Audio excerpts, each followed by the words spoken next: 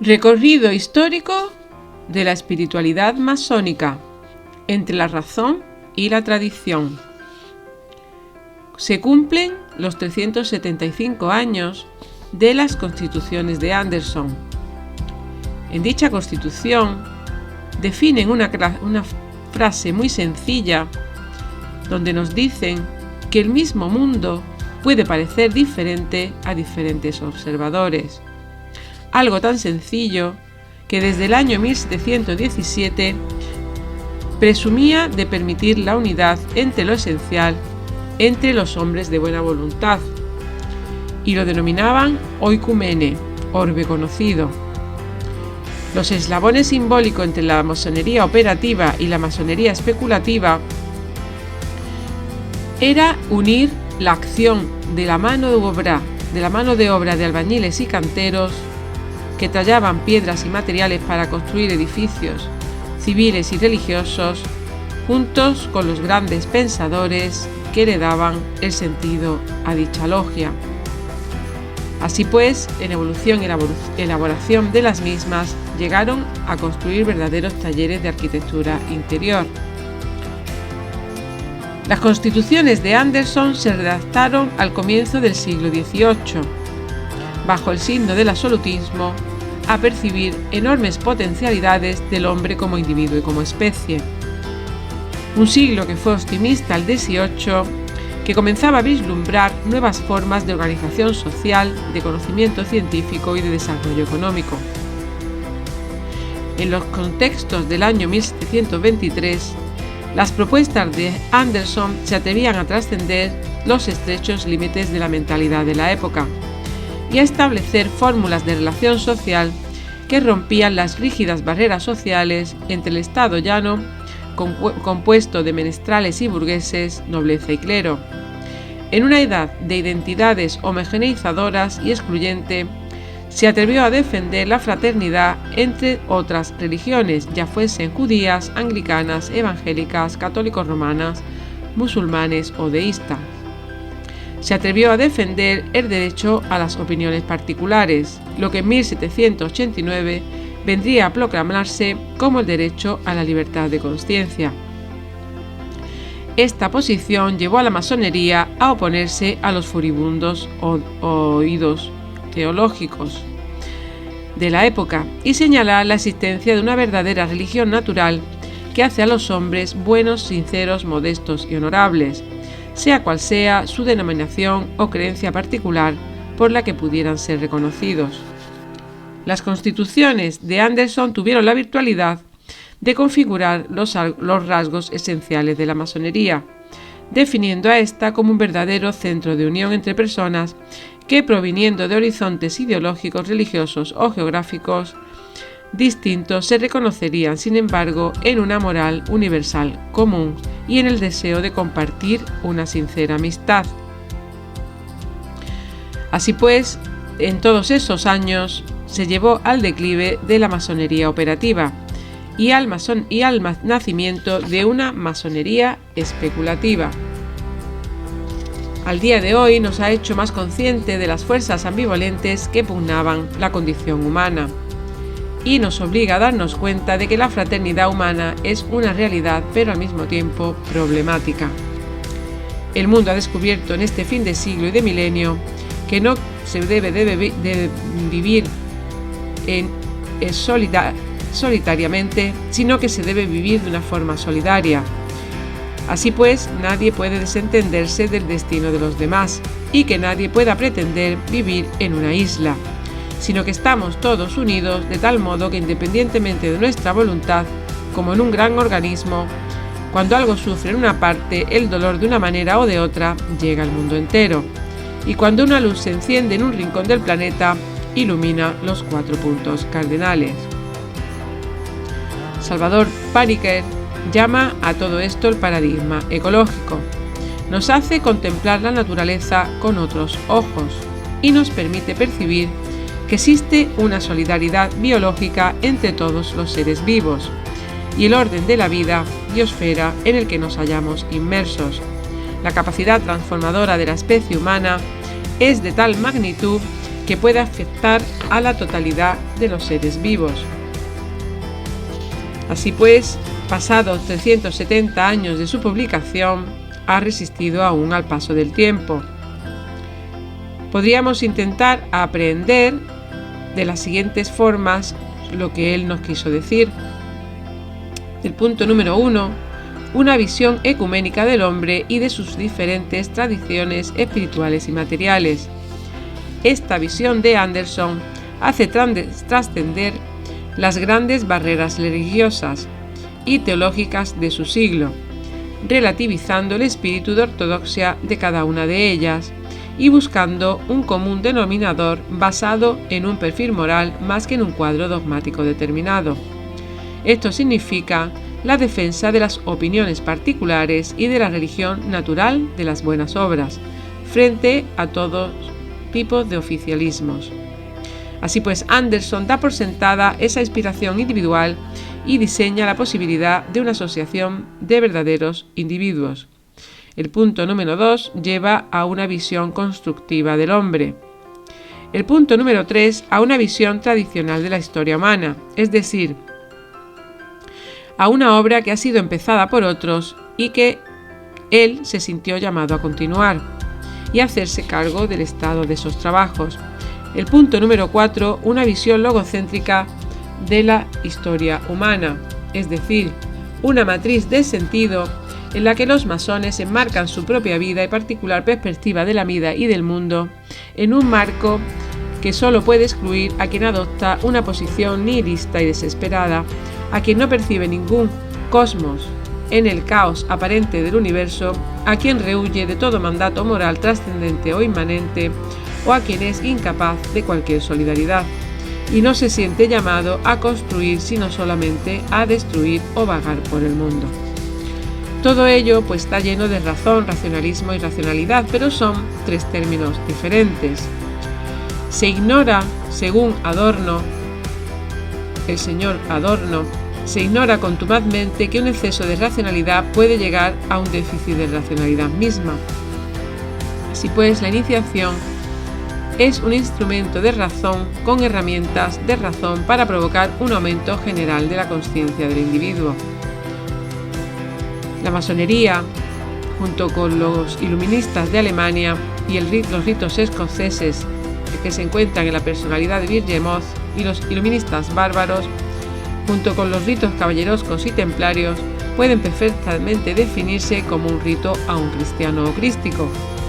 La importantísima trayectoria de la masonería anglosajona, especialmente la de las islas, se ha centrado exclusivamente en los ritos, digamos, más litúrgicos, casi bíblicos, rehuyendo a aquellos que daban cabida en el seno de las logias a formar de cualquier tipo de debate intelectual. La masonería inglesa permite un enorme desarrollo, una notable actividad comunicacional y unos trabajos históricos de la logia y de la investigación que quedó denominado como Quatuor Coronati. Nada, por tanto, en la historia de la masonería de los países anglosajones puede coincidir con el estilo de las llamadas masonerías latinas. Para entender esta divergencia, hay que contextualizar que cada una de las respectivas historias nacionales hacerse cargo de la importancia de tener un punto de vista sociológico que haga peso en la respectiva historia eclesiástica.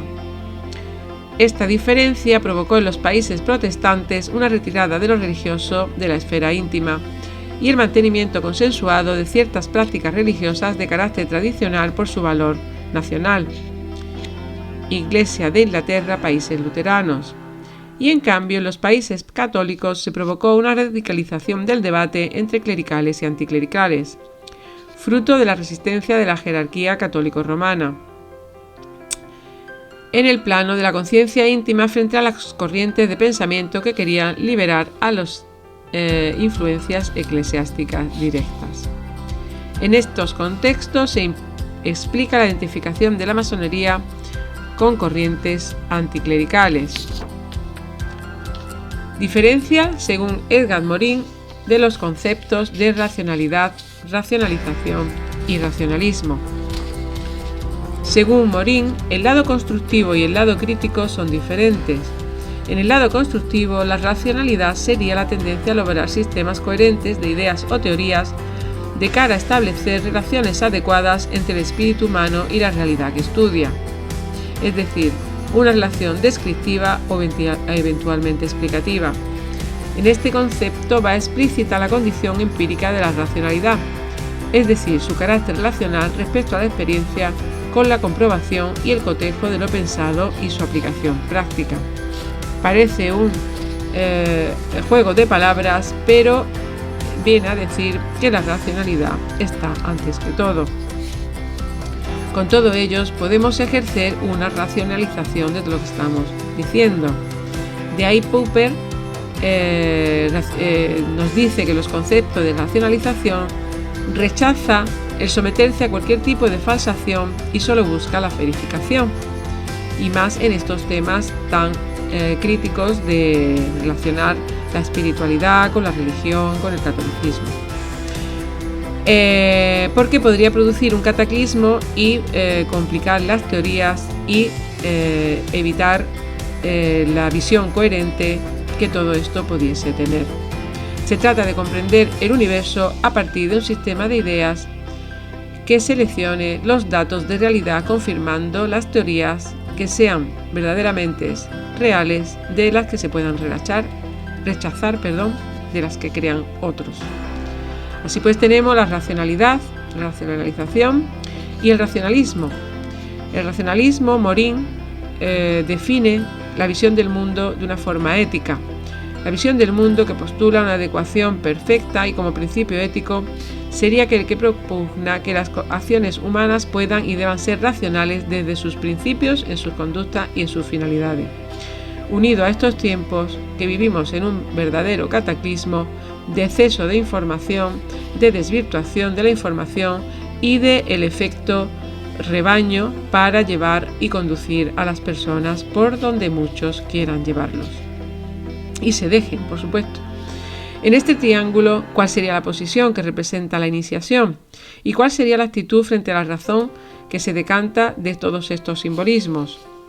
Según Ortega y Gasset, se trata de una racionalidad que se aproxima a la definición de Morin, porque en realidad va más allá del aspecto puramente cerebral, por cuanto que pretende inducir una inteligencia que nos hable desde el corazón. O utilizando otra terminología, la razón masónica pretende comprender no solo las razones claras y distintas, que se refería a Descartes, sino también las razones del corazón que la razón no entiende, a las que se refería Pascal. La razón masónica es una razón que pretende ser sabiduría, que pretende hacerse cargo no solo de la parte iluminada y consciente del yo, sino también de la parte oscura de lo inconsciente y arquetípico que subyace en nosotros, así como de lo emotivo, además de lo intelectual. Según Bernard Despannat, la razón discursiva no nos conduce hasta el fondo de las cosas. Tradición histórica de la masonería. La tradición histórica de la masonería representa el pensamiento más antiguo del régimen nocturno y está basado en el conocimiento simbólico y la no distinción entre el hombre y el cosmos. Esto lo define Gilbert Durant. La iniciación es un acto personal, pero que se desarrolla de acuerdo con un ritual y en el seno de una organización iniciática que encuentra su fundamento en una tradición que se remonta a varios siglos en el pasado. En un sentido simbólico y virtual se remonta a una fecha antigua e inmemorial.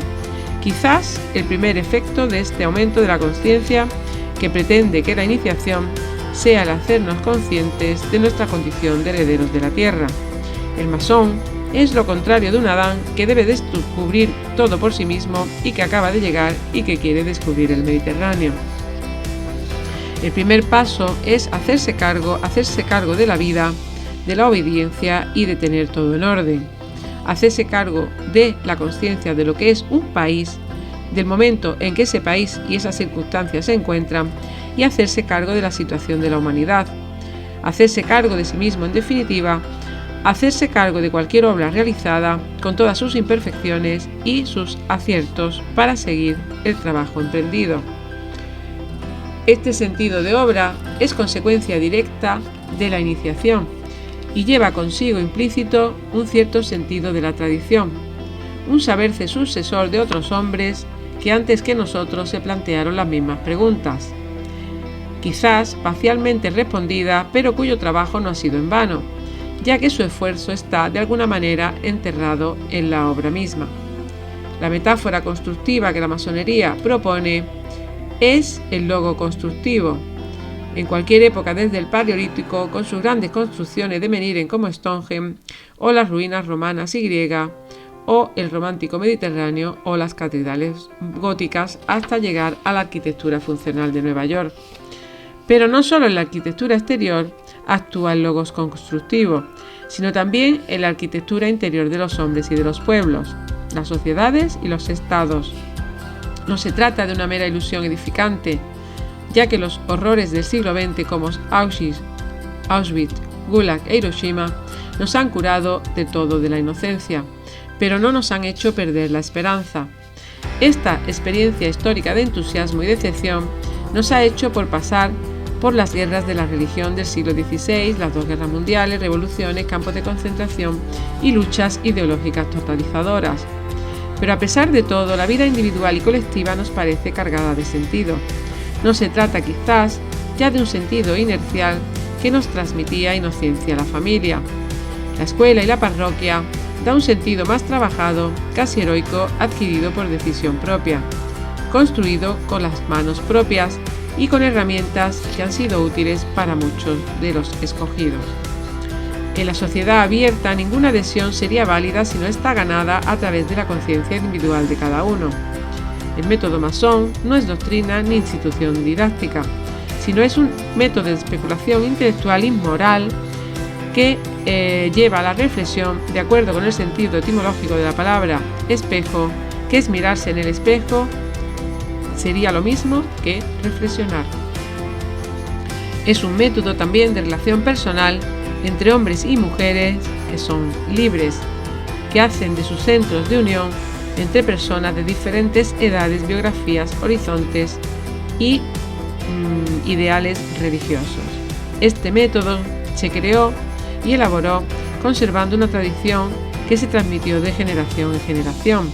La comprensión de este método supone la adquisición e interiorización de una serie de conocimientos que gradualmente dieron el seno a la logia masónica. La transmisión de estos conocimientos se realiza mediante la instrucción masónica. La misma etiología y etimología de la palabra instrucción nos advierte de su relación con la construcción. Instrucción significa la acumulación de materiales necesarios para el trabajo de edificación y te permite llegar a la verdadera construcción. En la instrucción masónica se lleva a cabo 3 principios o criterios. Uno sería la idea de transmisión. La intensidad en la relación fraternal y el lenguaje comunicativo de generaciones filosóficas le dan 2 caras o facetas. Una asunción por parte de todos los depositarios del conocimiento que le pertenecen y que cabalmente llegan transmitidos a los más jóvenes. Y los más jóvenes como aprendices asumir su papel trabajando y excitando su curiosidad y deseo de aprender para conocer el sentido y finalidad de todas las costumbres que tienen. También alcanza la obligación de transmitir aquello que han aprendido compartiendo su propia comprensión del aprendizaje. Con palabras interiorizadas de Gilbert Alban podemos decir que en los límites autorizados por los grados del masón tiene el deber de transmitir lo que sabe a los masones que no saben todavía, en forma de fraternidad y en forma de transmisión directa de generación a generación. Así pues, se consigue una transmisión directa masónica. El punto número 2 sería la pureza. La pureza de la transmisión significa la lealtad en cada masón para que la integridad y riqueza del tesaurus masónico recibido, es decir, los mitos, símbolos, rituales, costumbres y virtudes morales e intelectuales veneradas, sean cuidadosamente simbólicas y transmitidas, preservadas de una forma pura, evitando cualquier tipo de profanación o frivolización y cualquier tipo de pesadez enfadosa. El tercer punto es la modernidad, de forma que en todos estos discursos intelectuales aparecen ideas, conceptos y corrientes de pensamiento, tipos, culturas que se entienda con un lenguaje y vocabulario asequibles, que se adapten al lenguaje que pueda ser de hoy día para que hombres y mujeres entiendan que el espíritu permanece, pero la letra cambia sin traicionar al espíritu. El compromiso de la masonería moderna exige discernir lo sustantivo de lo adjetivo, lo esencial de lo accidental, el trigo de la paja, las vigas y columnas maestras de lo que es simplemente otra obra de mampostería. En las edades de sus dinastías, cada masón puede decir que tiene la edad de la orden. Nunca puede ser una adoración acrítica del pasado, hecha de nostalgia e idealizaciones. La modernidad implica la búsqueda de la novedad, una comunicación fluida entre el natural contenido del ayer junto con el de mañana, y un hoy con una realidad plena, madura, asentada, de forma que el pasado queda abierta para el horizonte del futuro. Y el cuarto punto es la oralidad. El eje de la transmisión masónica ha sido desde el mismo origen de las grandes logias la palabra. La transmisión masónica asegura su autenticidad y su secreto precisamente descansando en la oralidad. La palabra tiene además una fuerza y un calor que multiplica su eficacia comunicativa, dando a la transmisión masónica todo su valor, no solo como adquisición de conocimiento, sino como incorporación a una tradición y a una cadena que forma parte en forma de eslabones. Estos trabajos, escritos desde 1721, llevan a las constituciones de Anderson y al discurso de Ramsay, como una pléyade de importantes escritores, entre los que se pueden citar René Guénon, Paul Nadon, Oswald Wirth, Jean Morges y Paul Bergnac, Giuliano Di Bernardo, Espinal Lafuente y Roger Le Verdet. La médula de la tradición masónica es la transmisión oral, directa de persona a persona. No se puede transmitir ningún tipo de método a distancia, porque el conocimiento no es solo intelectual, sino de vivencias. Carl Jung nos dice al respecto de la masonería que aquel hecho psicológico que posee la mayor fuerza en un ser humano obra como Dios en lugar de la divinidad y parece estar ocupando toda la totalidad del hombre. La masonería supone una actitud religiosa ante la vida y el universo que, según los ritos tradicionales, incluye admitir al masón a que se defina a sí mismo como constituyente de un camino de salvación, de crecimiento personal y de aumento de la conciencia. Los trabajos de este tipo llevan a una sensación de gloria de los grandes arquitectos del universo, a una autonomasia y a un triángulo que llega toda la visión en su interior, el símbolo de la conciencia del universo. Así pues, sería el Dios de perspectiva de Ortega y Gasset, y está representado de alguna forma con el ojo de la gnosis. Es el Dios desconocido de los atenienses, el Dios de Jacob y de Israel, es el Dios estético, el Dios de las iglesias, el Dios de la UMA, el Dios de Logos de Potino, el gran programador del universo, el gran relojero de Voltaire, el artífice de Zenón, el Deus Sirva Natura de Spinoza y un largo etcétera. La masonería no se propone así ser ortodoxia, sino como un ortopraxis, es decir, lleva implícita una o varias teorías o opiniones. Ritual que desde 1877 lleva por el pastor de Snows a la supresión pretendida de hacer desaparecer cualquier equívoco que permitiera a la masonería ser una religión en competencia con otras religiones. Las logias, mediante la práctica de un humanismo ético, está abierto a todos. Esta extensión tenía que ser como contrapartida y ver como contrapartida la pérdida de la intensidad espiritual que mantenía la invocación al gran arquitecto del universo. La raíz del árbol de la masonería está en la concepción constructiva del hombre, en la metáfora vital del cantero, con sus herramientas simbólicas, la escuadra, el compás, el mazo, la piedra trabajada constantemente, la disciplina operativa del taller, la relación de la fraternidad y solidaridad, la conciencia planetaria que nos sugiere la decoración de la logia como microcosmos y el culto a la palabra, así como administración del silencio en la práctica del rito. A todo esto se añade una tradición mayoritaria de invocación a este gran arquitecto del universo como el Om yógico. La esencial vinculación de la masonería, como los valores de libertad, de conciencia y su llamada a la fraternidad más allá de la diferencia de religión, hace que se haya consolidado de forma íntegra. No hay nada por sí en el método masónico que sea incompatible con el Evangelio, sino que puede perfectamente integrarse en la fe cristiana, y no hay, sin embargo, nada que obligue a que de una forma se presenten como diferentes religiones. Durante el siglo XIX, los factores ideológicos permiten el debate del Estado separatista. Estos puntos son comunes, respecto de los cuales puede haber incluso colaboración respecto a aquellos que no hay o no lo son de tal naturaleza, o son discrepantes o de otro tipo. Por último, la Orden de los Canteros Libres no se propone como un único camino, ni siquiera como el mejor camino o el camino exclusivo, ya que no compite, como hemos dicho varias veces, con ninguna religión ni ofrece salvación concreta alguna. Todos estos caminos de autosuperación surgen de una experiencia humana de carácter práctico, con lucha y meditación al mismo tiempo, y la cantería, en los que el hombre ha descubierto una posibilidad y un método de transformación personal.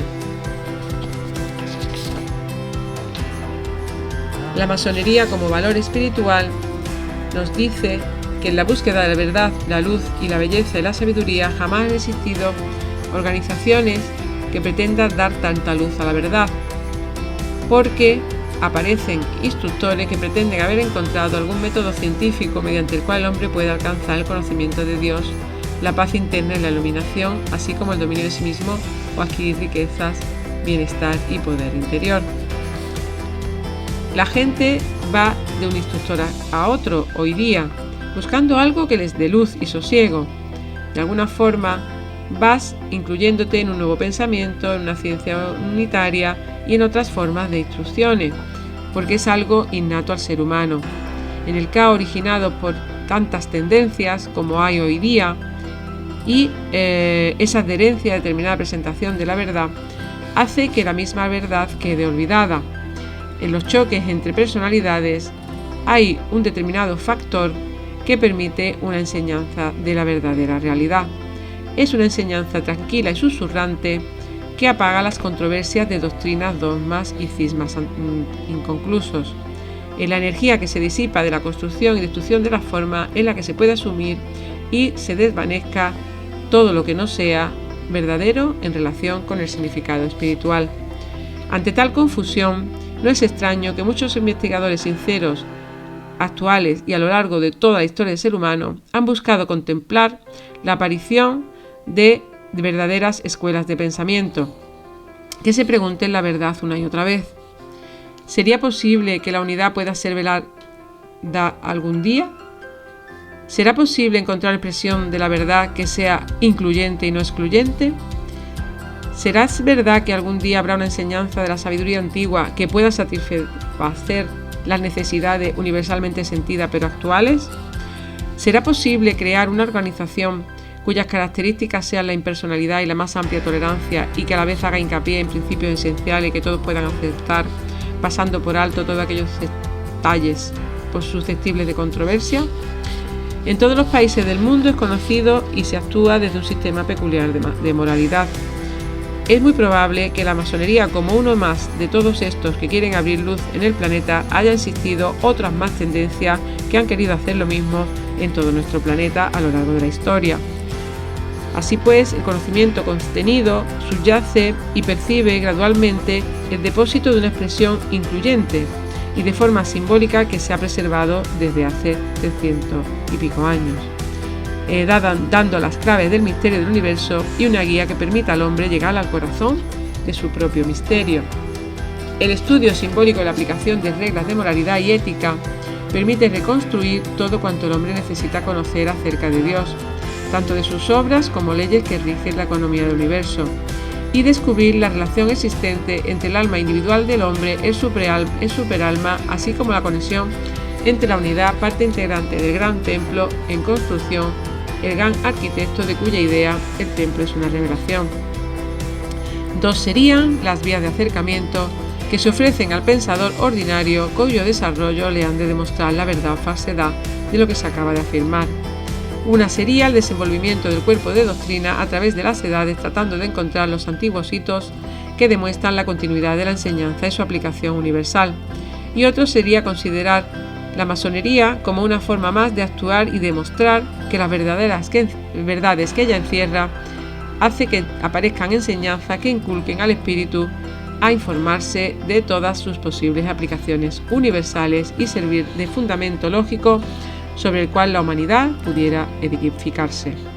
Nuestro propósito, o mejor dicho, el propósito de la logia de la masonería, en este artículo que aporto para esta locución, sería paternizar la amplitud de inclusiva y que no fuese exclusivo, de forma que se desaparezca la oscuridad de la ignorancia y el letargo e inercia en los que muchos se encuentran en la búsqueda de la luz. No cabe duda de que puede elevarse a la tierra, a un templo cuyas puertas estarán abiertas de par en par, para que todos los hombres puedan pasar y para que el mensaje procedente de los precintos proclame la libertad y la igualdad. Libertad de pensamiento, fraternidad de actitud e igualdad de oportunidades basada en la unidad de origen de esfuerzos y metas. Así pues, la masonería es un sistema peculiar de moralidad velado en alegorías e ilustrado simbólico. El significado de las palabras permiten el desarrollo de un plan determinado, la ejecución del proyecto con una finalidad definida y con una labrar la piedra de la piedra bruta. Esta piedra bruta podría transformarse en bloque y hacer que pueda construirse verdaderos templos de conocimiento.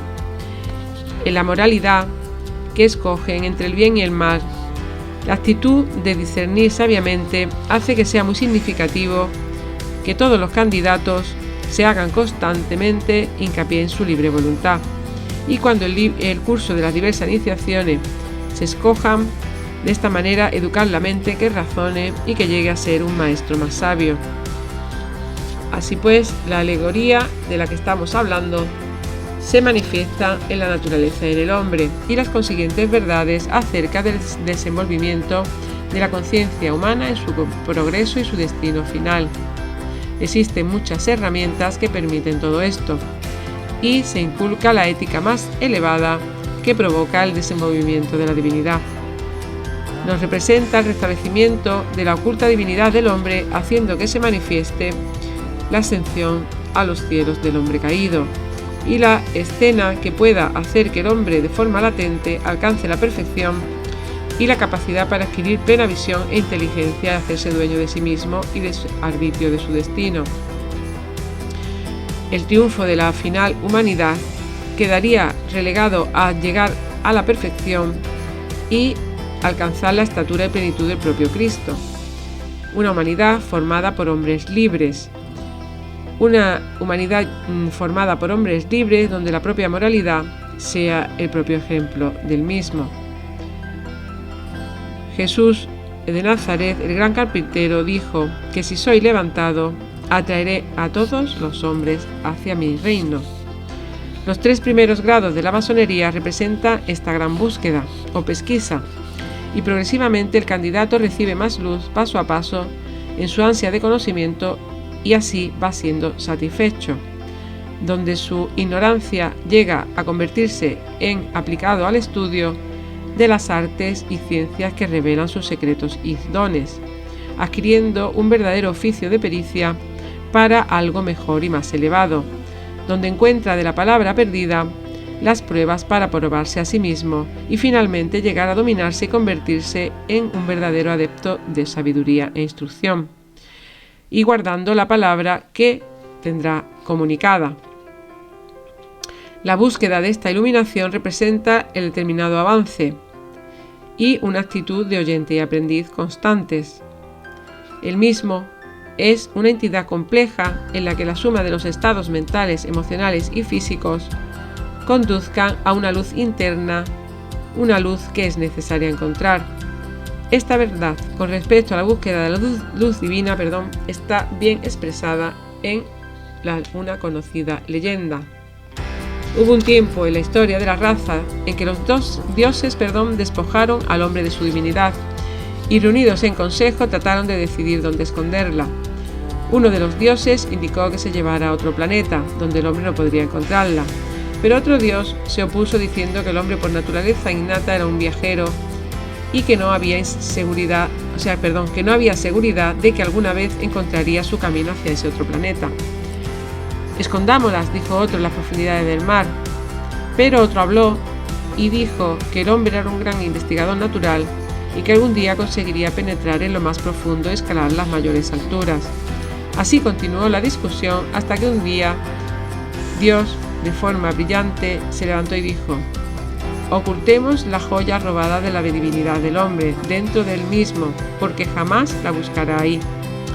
Con este acuerdo el consejo se disolvió, pues los dioses comprendieron que habían encontrado el lugar verdaderamente inaccesible. En verdad, durante edades parecía como si la luz oculta en el hombre se hubiese perdido para siempre. Poco a poco, sin embargo, algunos descubrieron el secreto y aprendieron los medios para encontrar la luz. Este conocimiento ha trascendido a determinados grupos de pensadores de manera que hoy se ponen en camino de descubrir las leyes que gobiernan la revelación de la luz.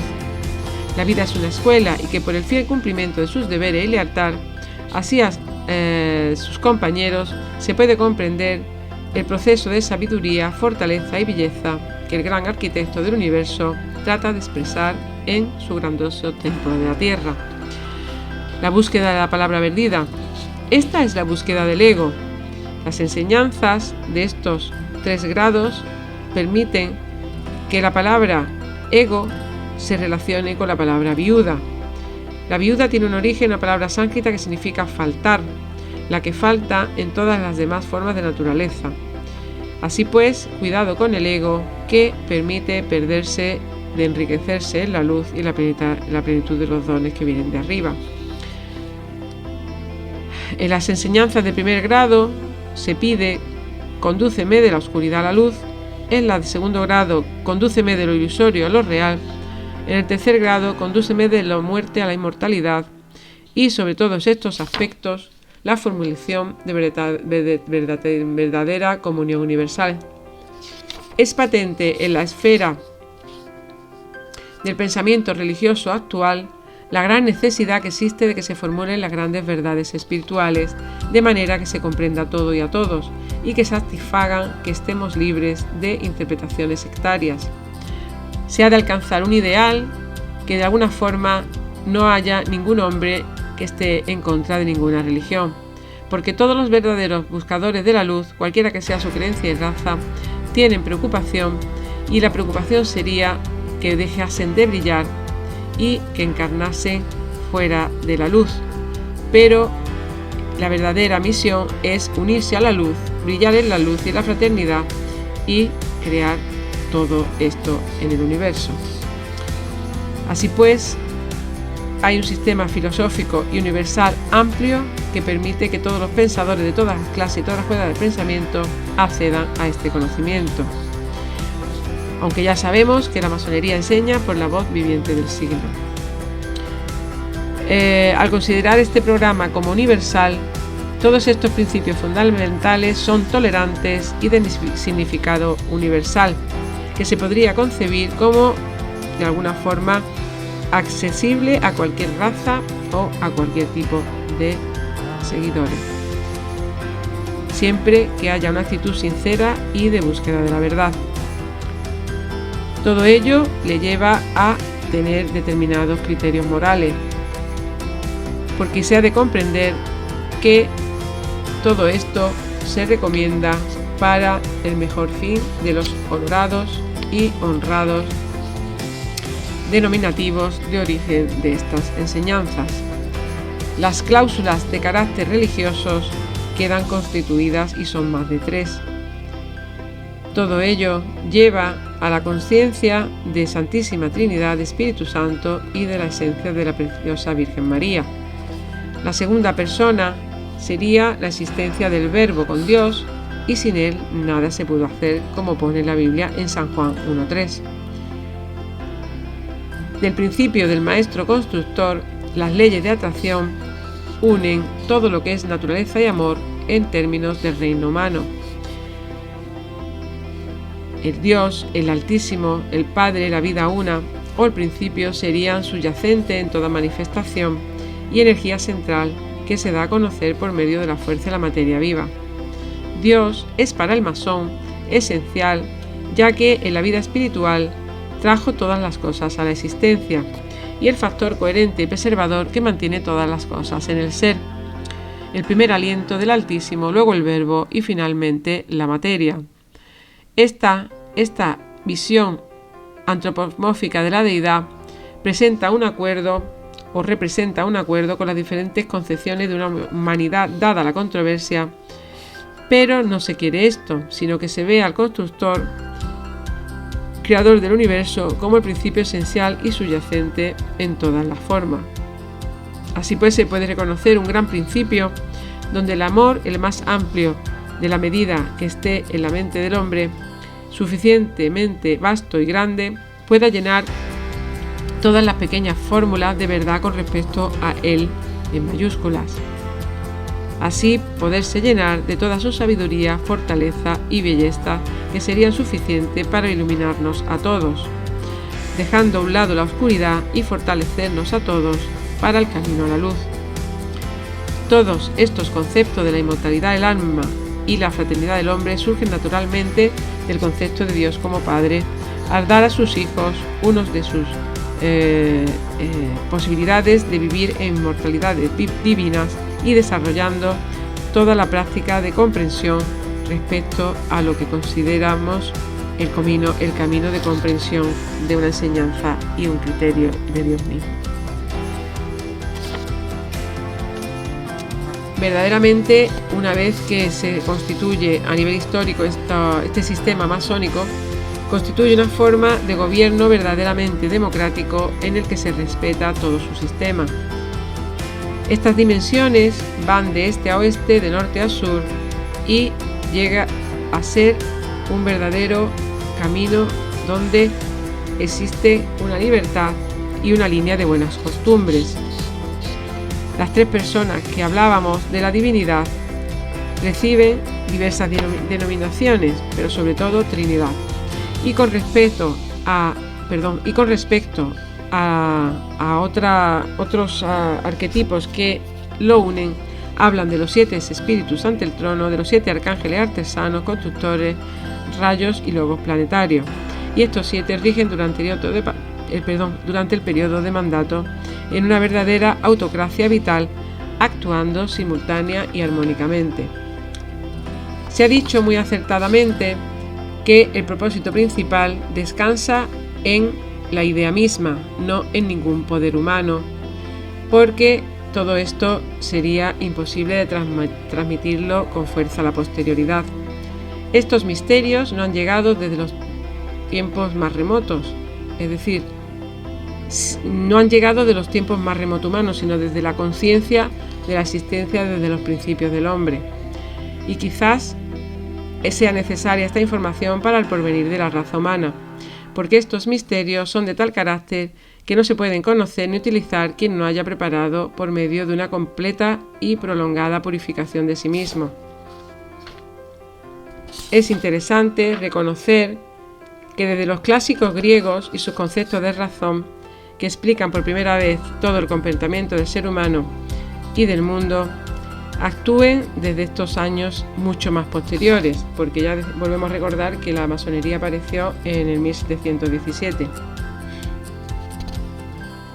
Existen verdaderas referencias a la masonería en otros escritos. Por ejemplo, Johann Gottlieb habla en su filosofía de la masonería como que el mayor secreto de los masones es que no tienen ninguno. Es decir, se puede afirmar que tienen el pleno derecho de que el secreto más evidente sería compartido, y esa es la forma en que existan y se perpetúen. En cuanto a los aspectos que hemos hablado de la filosofía griega, Aristóteles, Parménides y Platón le asignaron al conocimiento la base del desarrollo humano.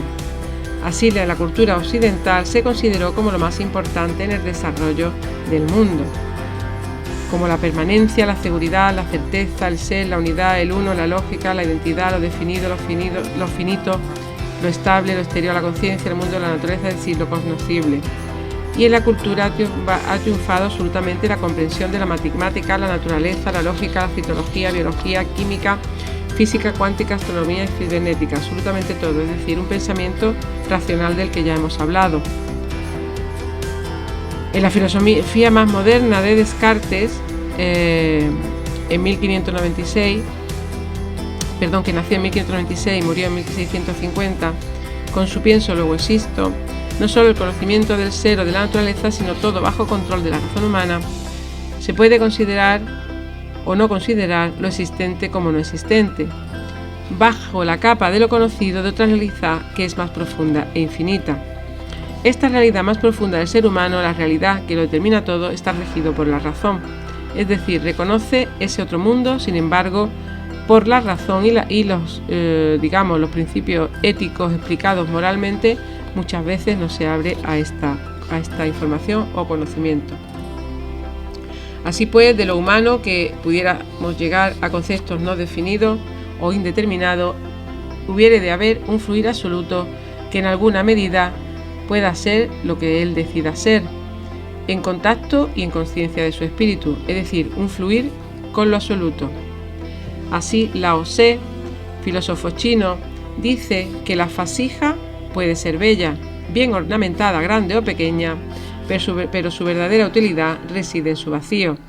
Ahora podemos aplicar este concepto de espíritu y reconocer que el individuo es la fuerza moral, la dimensión ética que cada ser logre crear o desarrollar, y la espiritualidad o la moral, y que no son un conjunto solo de valores que se detienen, sino un conjunto de conocimientos que son verdaderas sillas para posteriores ajustes y que ensamblan verdaderos compromisos y responsabilidades que el espíritu de uno mismo es capaz de imponerse a sí mismo. Así, para terminar, hablaremos de que la francmasonería es una institución, al parecer, esencialmente ética, filosófica e iniciática, cuya estructura fundamental lo constituye un sistema educativo tradicional y simbólica, fundada en el sentimiento de fraternidad constituyente de centros de unión para hombres buenos, espíritus libres y todas las razas, naciones y credos. Así pues, los atributos más esenciales que se consideran a sí mismos, que lo vamos a usar para terminar la charla, sería la universalidad, el trabajo colectivo grupal, el compromiso y el simbolismo. En cuanto a la universalidad, este universo lo consideran dentro de la tolerancia permanente, búsqueda del perfeccionamiento humano y unidad. En cuanto al trabajo grupal, es interesante para ellos el cubrir los gastos de herramientas u obras para todos los asuntos, y estas logias se desarrollan de forma grupal y se convive con personas de diferentes pareceres, religiones distintas, espiritualidad y costumbre para madurar, unido a una tolerancia y universalidad de sus objetivos, con gentileza, buen trato y desarrollo de su personalidad, de acuerdo al requerimiento de colaboración, fidelidad y respeto mutuo. En estos marcos se debe comprender una espiritualidad masónica, no solo la libertad del ser, pensar, creer y crear de acuerdo a la propia conciencia, sino también el desarrollo que adquiere la espiritualidad específica centrada en la construcción del ser y la humanidad que sirva a todos, sin distinciones. En cuanto al compromiso, cada miembro ha de cumplir determinadas leyes de orden, ser discreto e impenetrable, no divulgar todo aquello que no deba ser divulgado, amar a sus hermanos en todo corazón y preceptos de honor y virtud. En resumen, compromiso de honestidad, de conciencia y fraternidad a toda prueba, enmarcado en un camino de fructífero desarrollo individual. Y el simbolismo, por último, sería el sistema gradual de perfeccionamiento de su personalidad, un concepto meliorista de la orden que implica en general ser humano perfeccionarse y crearse a sí mismo. Así pues, permite a la mente comprenderse y permite también explicarse el mundo, sino solo de apreciarlo en sus emblemas, sino tal cual es. La francmasonería no presenta recetas dogmáticas, sino herramientas simbólicas cuyo conocimiento requiere una innegable actitud en ejercicio de espiritualidad. Todos estos elementos mencionados permite al iniciado conformar su espiritualidad masónica, su espiritualidad amplia, universal y su compromiso de trabajo personal con ayuda de todas estas simbologías y ritos. que de alguna forma presenta un trabajo en piedra bruta con esfuerzo y material y espiritualidad, así específicamente centrado en la construcción del ser de la humanidad y constituyendo una espiritualidad laica que sirva tanto a laicas como a creyentes como religiosos. En cuanto a las conclusiones, estos valores propios del uso de la razón y el conocimiento de lo espiritual preparan al ser humano para que sirva a la humanidad, para que aporte individualmente pero potencialmente una espiritualidad común que una y no separe a los seres humanos.